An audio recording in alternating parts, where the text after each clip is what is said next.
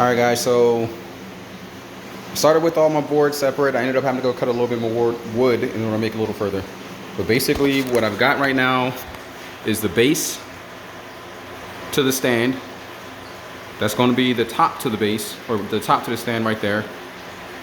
And what I've basically done, again, dimensions are going to be 5 foot wide by 12 foot long.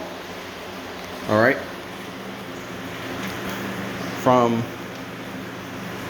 this outside board to this middle board is 21 inches approximately on center. From this board to this board, again, approximately on center, 21 inches. And then from this board to this board, approximately 21 inches. And I use that to kind of brace or stiffen up the base. And as you can see, what I'm doing now is in between these two longer boards, I've got smaller boards in between. Those guys are set at every 16 inches. So where that black line is at 16 inches. Those are exactly 16 inches. And then my boards are approximately centered. I wanted them square more so than I wanted them centered. So I made sure I use a speed square to center them off. And then they will be at every black line will be 16 inches. So there's a black line right here. I haven't gotten a board there. My drills, basically the batteries died, so I'm stopping for the night. It's getting pretty late anyway to be making all this noise. But every 16 inches going down. On this side, I think I'm going to offset the middle, this portion, in between these boards. I gotta do some research and figure out which one's better. And then right at exactly parallel to these will be the exact perpendicular. These will be the same. Each one of these black lines is 16 inches apart.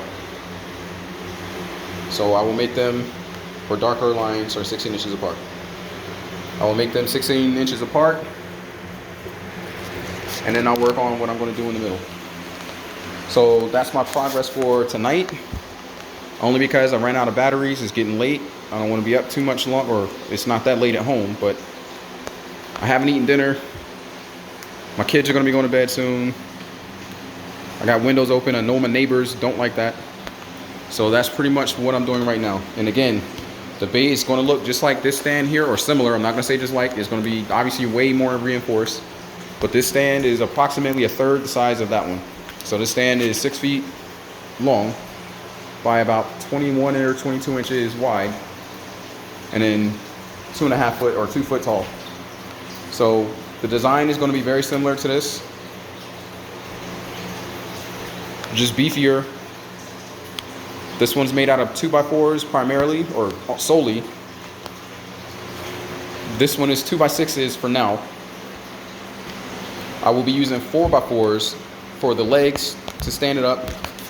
And then some of the actual aquarium will be 2x4s and 2x6s, depending on what I'm using them for and what's going on. The approximate, and again, this is approximate because I know I'm gonna end up losing a little bit of volume based off of the plywood and everything else.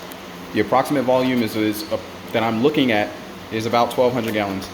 With some of the things I plan on doing, what I hope to accomplish, or what I hope to be able to do, is to build a nest box within that volume that I've already mentioned, so that my female can climb out. She can haul out within the aquarium, within this space.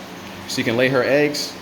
My idea is to set it up so that the space underneath that aquarium underneath that nesting box will still be able to be utilized by the turtles for swimming and hiding or whatever else they want to do. All right, so that's it for now.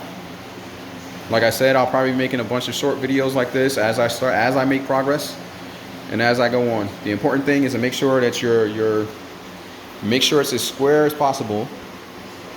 And then my floor isn't quite even, so I'm making it square. Then what I'll do is I'll end up putting shims under the uneven, that's the lower side over there. Shims under that end to make sure that everything stays level when it's time to fill it with water. All right, appreciate your time. Take it easy.